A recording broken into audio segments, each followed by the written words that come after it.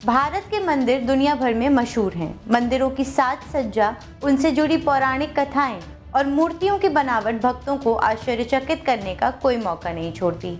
अभी तक आपने कई प्राचीन मंदिरों और उनसे जुड़े किस्से सुने होंगे। कुछ मंदिर प्राचीन काल के किसी रहस्य के कारण प्रसिद्ध होते हैं, तो वहीं कुछ अपने चमत्कारों के लिए जाने जाते हैं। गुजरात का ऐसा ही एक खास मंदिर अपने आप में एक अनोखे चमत्कार के लिए काफी मशहूर। नमस्कार, आपका स्वागत है डेली 24 भारत में। मैं हूं आपके साथ अदिति। भारत में कई प्राचीन शिव मंदिर हैं जिनसे जुड़ी कई मान्यताएं भी हैं। इन्हीं मंदिरों की श्रेणी में गुजरात का एक अनोखा शिव मंदिर है। ये शिव मंदिर गुजरात के सोमनाथ मंदिर के पास है। कहते हैं कि यह अनोखा शिव मंदिर दिन में 2 बार आंखों के सामने से ओझल हो जाता है। मान्यता ये भी है कि समुद्र के पास स्थित इस शिव मंदिर का जलाभिषेक खुद से होता है। मंदिर का नाम स्तंभेश्वर महादेव मंदिर है। सबसे पुराना मंदिर होने के साथ साथ स्तंभेश्वर महादेव मंदिर को गायब मंदिर भी कहा जाता है। सावन के महीने में इस मंदिर में लोगों की भीड़ उमड़ पड़ती है। दूर दूर से लोग महादेव के दर्शन के लिए आते हैं। स्तंभेश्वर महादेव मंदिर का निर्माण भगवान शिव के पुत्र कार्तिकेय ने अपने तपोबल से किया था। कई लोगों को मंदिर का गायब होना एक चमत्कार लगता है। यही नहीं, लोग अपनी मनोकामना पूर्ण होने की कामना लेकर इस मंदिर में दर्शन के लिए आते हैं। रोजाना स्तंभेश्वर महादेव मंदिर सुबह और शाम कुछ देर के लिए गायब हो जाता है। इसके पीछे प्राकृतिक कारण है। दरअसल दिन भर में समुद्र का स्तर इतना बढ़ जाता है कि मंदिर पूरी तरह डूब जाता है। फिर कुछ ही पलों में समुद्र का स्तर घट जाता है और फिर मंदिर पुनः दिखाई देने लगता है। ऐसा हमेशा सुबह और शाम के समय होता है। मंदिर के गायब होने के पीछे लोग समुद्र द्वारा शिव का अभिषेक करना मानते हैं। हम सब जानते हैं कि भगवान शिव यानी भोलेनाथ असुरों को वरदान बड़ी ही आसानी से दे देते थे। ऐसे ही एक असुर को जब भगवान शिव ने वरदान दे दिया तो उसने देवताओं को ही देवलोक से बाहर निकाल दिया। उसके बाद उस असुर का वध भगवान शिव के पुत्र के हाथों ही हुआ था। जहां असुर मारा गया था वहां आज एक शिवलिंग स्थापित है जो समुद्र में समा जाता है। चलिए जानते हैं इस शिवलिंग की कथा क्या है और ये कहाँ स्थित है। पौराणिक काल में ताड़कासुर नाम का एक असुर हुआ करता था। ताड़कासुर ने भगवान शिव की घोर तपस्या की। कुछ सालों बाद भगवान शिव उसकी तपस्या से प्रसन्न होकर प्रकट हुए। फिर शिव जी ने ताड़कासुर से वरदान मांगने को कहा। तब ताड़कासुर ने कहा, प्रभु मुझे अजर अमर होने का वरदान दीजिए। तब भगवान शिव बोले, मैं तुम्हें ये वरदान नहीं दे सकता, तुम कोई दूसरा वरदान मांगो, क्योंकि जिसने भी जन्म लिया है उसे एक न एक दिन मरना ही पड़ेगा।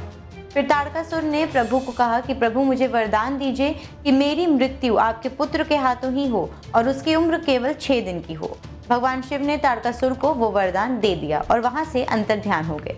भगवान शिव से वरदान मिलने के बाद ताड़कासुर अहंकारी हो गया। उसने सबसे पहले पृथ्वीलोक और पाताल लोक को अपने अधीन कर लिया। फिर एक दिन उसने देवलोक पर भी आक्रमण कर दिया। देवताओं ने राजा मुचुकुंद की सहायता से ताड़कासुर को परास्त कर दिया, परंतु ताड़कासुर बार बार देवलोक पर आक्रमण करता रहा। अंत में उसने देवताओं को हराकर देवलोक पर भी अधिकार कर लिया। फिर उसने देवताओं को देवलोक से बाहर निकाल दिया। देवताओं के जाने के बाद ताड़कासुर वहीं से तीनों लोकों पर शासन करने लगा। उसके बाद सभी देवतागण ब्रह्मा जी के पास पहुंचे। वहां पहुंचकर देवताओं ने ब्रह्मा जी से रक्षा करने के लिए कहा। तभी आकाशवाणी हुई कि तुम लोगों की रक्षा केवल पर्वतराज हिमालय ही कर सकते हैं। उनसे जाकर कहो कि वो एक पुत्री को उत्पन्न करें। आकाशवाणी की बातें सुनकर सभी देवता पर्वतराज हिमालय के पास गए और उन्होंने हिमालय को आकाशवाणी के बारे में बताया। उसके बाद पर्वतराज हिमालय की पत्नी ने 9 महीने बाद एक पुत्री को जन्म दिया। जब वो बड़ी हुई तो नारद जी के कहने पर भगवान शिव को पति के रूप में पाने के लिए तपस्या करने लगी। कई सालों बाद भगवान शिव पर्वतराज हिमालय की पुत्री गिरिजा के सामने प्रकट हुए और उनकी विनती स्वीकार कर दी। फिर धूमधाम से भगवान शिव और देवी गिरिजा का विवाह हुआ।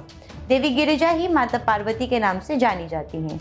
फिर कुछ समय बाद देवताओं के अनुरोध पर भगवान शिव और माता पार्वती ने एक पुत्र को उत्पन्न किया। ये पुत्र कुमार कार्तिकेय के नाम से जाने जाते हैं। फिर सभी देवताओं ने कुमार कार्तिकेय को अपना सेनापति नियुक्त किया। उसके बाद देवताओं और ताड़कासुर में भयंकर युद्ध हुआ। अंत में कुमार कार्तिकेय के हाथों ताड़कासुर मारा गया। लेकिन जब कुमार कार्तिकेय को पता चला कि यह असुर शिव जी का भक्त था तो उन्हें पछतावा होने लगा। वो मन ही मन सोचने लगे, ऐसा क्या किया जाए जो इस पाप से मुक्त हो सके। कुमार कार्तिकेय के बारे में जब भगवान विष्णु को पता चला तो वो उनके पास पहुंचे। फिर उन्होंने ही कुमार कार्तिकेय से उस जगह शिवलिंग स्थापित करने को कहा। उसके बाद कुमार कार्तिकेय ने वहां एक शिवलिंग की स्थापना की। ऐसा माना जाता है कि आज भी कुमार कार्तिकेय रोज यहाँ शिवलिंग पर जल अर्पित करने आते हैं। थंबेश्वर महादेव में हर महाशिवरात्रि और अमावस्या पर खास मेला। हम फिर हाजिर होंगे एक नए रहस्य के साथ। तब तक के लिए देखते रहें डेली 24 भारत।